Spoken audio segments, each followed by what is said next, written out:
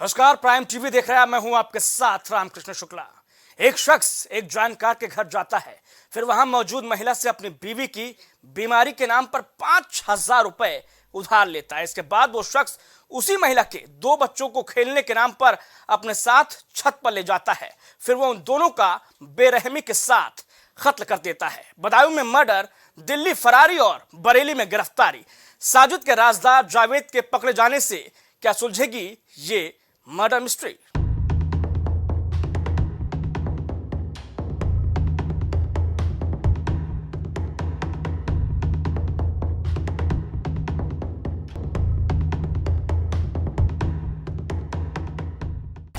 वो इंसान नहीं थे, कसाई थे। मासूमों को जालिमों ने क्यों सुलाई मौत की नींद? क्यों नहीं कांपे हत्यारों के कलेजे? चाचा कहने वालों को क्यों दी इतनी भयावह मौत?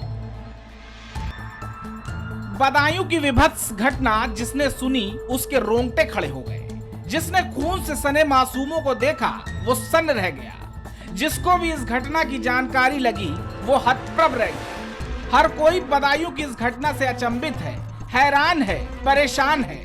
सवाल ये कि आखिर आरोपियों के हाथ मासूम के गला रेतते वक्त क्यों नहीं कांपे?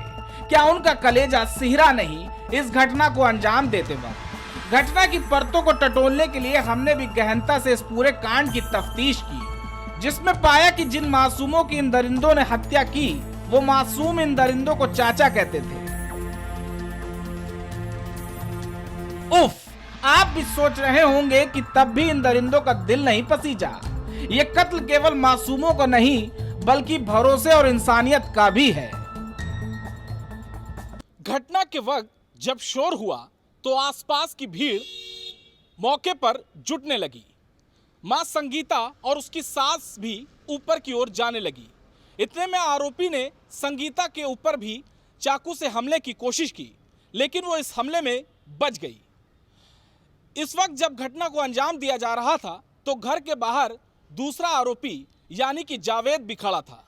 उसके हाथ में चाकू था और वो लोगों को धमकी दे रहा था कि अगर घर के अंदर कोई गया तो वो उसे जान से मार देगा। बदायूं की इस घटना पर सियासत भी अपने चरम पर है। सियासतदान भी इस चुनावी समर में घटी इस बड़ी घटना को लेकर बीजेपी को आड़े हाथों लेने की फिराक में दिखाई दे रहे हैं। सपा के राष्ट्रीय अध्यक्ष अखिलेश यादव ने बीजेपी पर बीते कल निशाना साधते हुए कई गंभीर आरोप लगा दिए। ऐसी कई घटनाएं हैं जहां घटना होने के बाद सरकार ने कार्रवाई की, अधिकारियों को हटाना पड़ा। तो अपनी नाकामी को छिपा नहीं सकते इस तरीके से। ये इनकाउंटर से नाकामी नहीं छिपनी है। मुझे याद है जौनपुर में फेक इनकाउंटर किया गया। अभी प्रतापगढ़ की घटना है जहां एसटीएफ का एक कस्टोडियल डेथ है प्रतापगढ़ की, उसमें आपने क्या कार्रवाई की? या मुझे जौनपुर में याद है पुजारी यादव जिसका फेक घटना हुई थी, उसके बाद एसटीएफ के लोग पहुंचे, जेल गए वो कई लोग। दबाव बना रहे थे कि केस वापस ले ले परिवार। जब गांव वाले निकल करके आ गए तो पुलिस के लोग कहते हैं कि हम बिजली का बिल लेने आए थे। रात में बिजली का बिल लेने कौन जाएगा प्राइवेट ड्रेस में? सोचिए आप। वही अखिलेश के जवाबों को पलटवार करते हुए बीजेपी प्रवक्ता राकेश त्रिपाठी ने उन पर पलटवार भी किया। बदायूं की घटना हैरान करने वाली है, रोंगटे खड़े कर देने वाली है, बहुत दुख उत्पन्न करने वाली है। लेकिन ऐसी घटना पर समाजवादी पार्टी घटिया राजनीति पर उतर रही है, घटिया राजनीति करके व्यर्थ के आरोप कर रही है। जबकि सच ये है कि योगी आदित्यनाथ सरकार ने ऐसे किसी भी मामले में पूरी कठोरता से कार्रवाई करने का हमेशा उदाहरण दिया है। इस मामले में भी एनकाउंटर करके अपराधी को मार गिराया है। अगर सत्ता सपा की होती तो समाजवादी पार्टी की सत्ता में ऐसे अपराधियों को सत्ता का संरक्षण होता और समाजवादी पार्टी अब भी व्यर्थ के आरोप प्रत्यारोप कर रही है।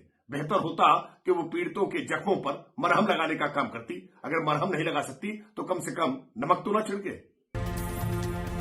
घटना के बाद से सरकार और प्रशासन भारी दबाव में आ गई थी। दहलीज पर चुनाव है और इस घटना को जिस तरह से अंजाम दिया गया कहीं ना कहीं वो सरकार के लिए चुनौती बनती जा रही थी। एक्शन में आए प्रशासन ने ताबड़तोड़ कार्रवाई शुरू कर दी। देखिए, इस दोहरे हत्याकांड का जो दूसरा आरोपी था जावेद, आरोपी साजिद का भाई, उसकी गिरफ्तारी आज जनपदीय पुलिस के द्वारा की गई है। उसके द्वारा पुलिस के दबाव और जो उस पर इनाम कराया गया था उसके दबाव में उसने आज बरेली में बारादरी थाने की जो सैटेलाइट चौकी वहाँ उसने आत्मसमर्पण किया था और अपना एक वीडियो भी उसने वायरल कर दिया गया था। सबसे पहले पुलिस घटना के कुछ देर बाद मुख्य आरोपी साजिद को ढेर करती है। इसके साथ ही मौके से फरार हुआ दूसरा आरोपी जावेद को भी गिरफ्तार कर चुकी है। वो बरेली बस स्टैंड के पास से पकड़ा गया। भाई मैं देखो बहुत सीधा शरीफ आदमी हूँ। वो कौन था जिसका मेरा बड़ा भाई था, लेकिन उसने किया था। मैं उसमें बिल्कुल ही मेरा कुछ नहीं है। क्या नाम है तुम्हारा? मोहम्मद जावेद। मोहम्मद जावेद। जिला कौन सा है तुम्हारा? बताइए। बदायूं जिला। मुझे भाई पुलिस के हवाले करवा दो, क्योंकि मैं बिल्कुल।